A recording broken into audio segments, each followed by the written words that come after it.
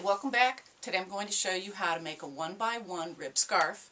And the original idea of holding a bulky strand and two fine strands together came from Purl Soho, and they have a couple of versions on there. One is called 3-strand scarf and the other is called Glimmer Scarf. So instead of using a single ply or a single, as they did, I used one strand at a time of the Buttercream Alpaca solid. And you'll need two skeins, and you'll use one at a time and join them together as you're knitting. You'll need a total of about 225 yards to do the version as I did here, which is 7.5 inches wide, 72 inches long. You'll have enough yarn to make it longer if you want, unless you buy the multis. These are shorter, the alpaca multi. This yarn is not as soft as I thought it was going to be, but it's okay, and it's loosely spun, so the effect is nice. Now you have to be careful with what you use for your add-in strands. On this one I used one strand of Red Heart Unforgettable and one strand of the Yarn Bee Chloe Pick of the Bunch, because you'll get a little bit of pooling. This is a striped yarn, but you don't have to use this. Their version is tussock silk. So look around and see what you want for your add-in to add the color splash. This version here has the buttercream and two strands of Chloe in two different colors and one strand of a glimmer yarn that's made by Lion brand. That'll add just a little bit of glint, and I think that's turning out really pretty. So you could really turn an ordinary yarn into something quite striking. But on this scarf, the execution of the stitches on your edge, this is a slip stitch edge, and your cast off is critical, so that's what I want to show you. So this is as I said, a 1x1 rib, and I put on 19 stitches. You'll need an odd number to work it on our stationary rods, and you will need a US 17, and I've changed my kits, my new kits that are coming in these little priority boxes, so I'm able to get in now another cover piece, and you'll see it's a curve because it's made of tubing. And when you buy your kit, it will already be on these US 15s. They're slit at the bottom, so they'll slide on and off. So you'll do a slingshot cast on. We'll give a little bit firmer cast on to the very first edge, the cast on edge. And we're just going to put on 7 stitches. And you can do a slip knot and take it out later, or you could do the twisted stitch for your first stitch. And you will just do a slingshot cast on like we've done in the past with the tail on the left, the working yarn on the right. And there's 1, 2, 3, 4, 5, 6. I'm probably making these just a little bit too tight. You don't want this first cast on row to be too loose, because the problem with the 1x1 rib is it's going to want to splay out. There's considerable stretch there, so that's why we're going to do a different cast off at the very end. So your first stitch, again, you're going to be slip stitching all the subsequent first stitches, or slipping the first stitch. But for this very first one, we're going to go ahead and back stitch it. So you can take the stitch off and put it over your finger and pull the yarn through. And be careful, because this piece over here is just your tail. And then you want to begin with the front stitch, your second stitch. And again, you'll have to be careful because you've got one bulky strand, and pull up firmly to make that first stitch so that it will not elongate too much. And then you have to back stitch 1. Now, across the row, the stitches will alternate, but up and down in the columns they'll be the same. So we back stitch this just for the very first stitch on the first row. Then we did a front and a back, and now we need to front stitch.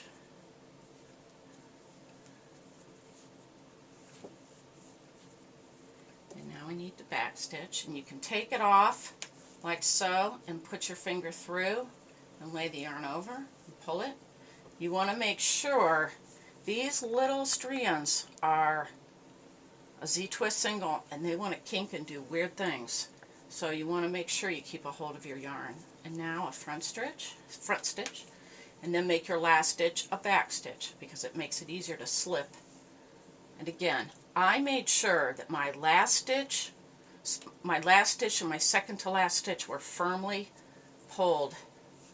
And now to make your chain edge, you want to slip the first stitch. So just bring your yarn up, just as we did on the seed stitch scarf. So there's your first slipped, and now take this off and you're going to front stitch it again and pull firmly on this leg of the stitch. And do the same thing on this next one too, because you want that edge to be good looking. As you go along, again, this has to be slip, front, back, front, back, front, and back. So, just as we have done, and again, when I make this last stitch, if I'm doing it this way with the yarn down, and I just twist my hand around and pull on this leg of the stitch, so that's firmed up too, because you want as much as possible that stitch not to be baggy. And again, from this direction, you'll simply take the stitch off without knitting it and move it to the other side. And then, again, front stitch, so you have to front where a front one was, unlike the seed stitch, so don't get confused. And then back stitch it. And now front. So just like we've done in the past, back, front, and now one more back stitch. Now, again, pull on that side of the stitch to firm up that last one. And you'll wind up with a much better edge. Now, when you first turn this to look at it as you're going along, that first row is going to look funny. Do not be alarmed by that. It's simply because, let me pull this guy over here a minute. It's simply because, you can see how that looks. When you do this 1x1 rib on this, you can see how the stitches pull together. And that's why both sides of this will look something like a stockinette. But it will have, if you knit this in the correct way, then your stockinette V's will all pull together. And that first edge will be funny, but just wait till you go down. Now, I'm warning you, you will be mad at yourself if you go through your scarf at the very end and you've already cast off and you had a mistake in there. So you want to make sure that from time to time you just take the whole thing off. If you've knit a long way and you didn't check for mistakes, take it off and check both sides. And then remember how we've fixed those stitches in the past with a crochet hook. And you can always take some of those stitches, lay your scarf down on a flat surface, and take your stitches, move some of them to a smaller knitting needle, like even this, and that way you can isolate that column, and they'll all be the same in that column. So it's easier to work from the side in which you're pulling them through from the back to fix your stitch. And it's just like we've done in the past. And now I'm going to show you the cast off.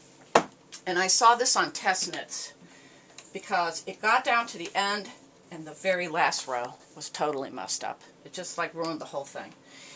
So she suggested a cast off called a 1/2. And so what you're going to do to cast off is go ahead and back stitch this one.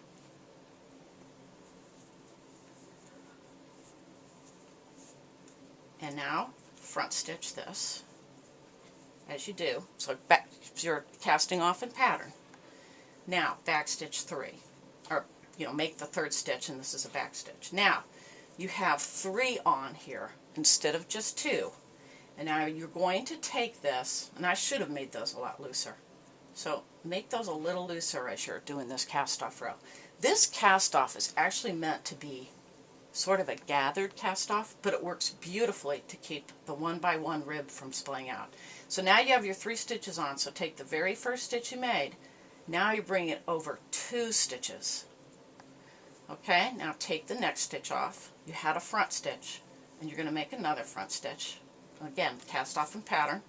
So you have 3, and now you cast off again, 1 over 2. Don't make these too tight because you don't want to gather the edge. You just want to keep that from splaying out. And now take off 1 more.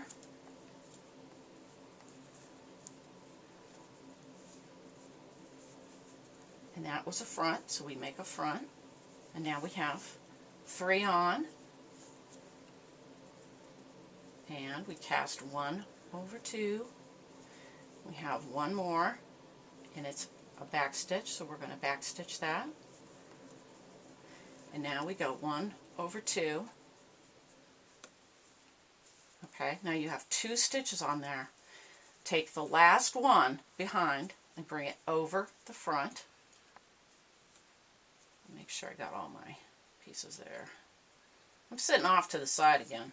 Now you have 1 stitch remaining. Now I'm going to go ahead and cut this. So many times I take this tail now that's left. Here's my last stitch in my right hand. And I have a habit of pulling this now through that stitch. And when you do that, it actually pulls that up. And it's unnecessary.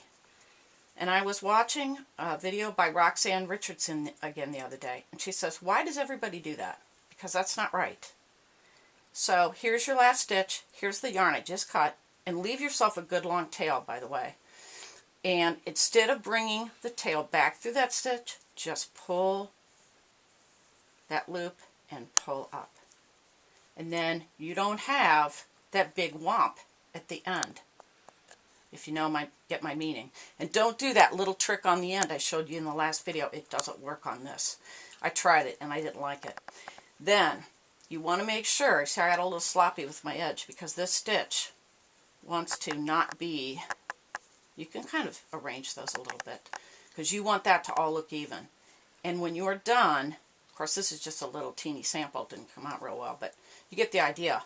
Now you want to take your tail now, and when you thread your needle to weave this in, what I suggest is just taking your yarn, once you have it threaded, onto your tapestry needle or your yarn needle. And you're going to weave your end in underneath, here, here, here, all the way to the side over here. Right against that last row of knitting. Don't put it in your chain edge because it'll mess it up. And once you've come all the way across, so leave this long enough that it can go all the way across the bottom of the scarf. And this is true for the cast on and cast off. Then you can tack it down on this underneath this very last stitch with a needle and thread, and you'll never see it. And if you have trouble with these finer strands poking out through, you could always feed them through the bulky strand if you have trouble with those. I didn't on my cast off. So when you get to that very far, you'll notice this is the cast on. You have a little bit of spring in that. The cast off will be less so. And you can see on this very last where I just brought the yarn, instead of posting around the stitches, I just carried it right across, right behind. Just I'm doing with this crochet hook. Imagine this is my tapestry needle with my yarn, so that I went all the way across and tacked it down at the very side, but not on these stitches with your matching thread. And that's how you can make a beautiful scarf. It'll take you about 6 hours. Happy knitting!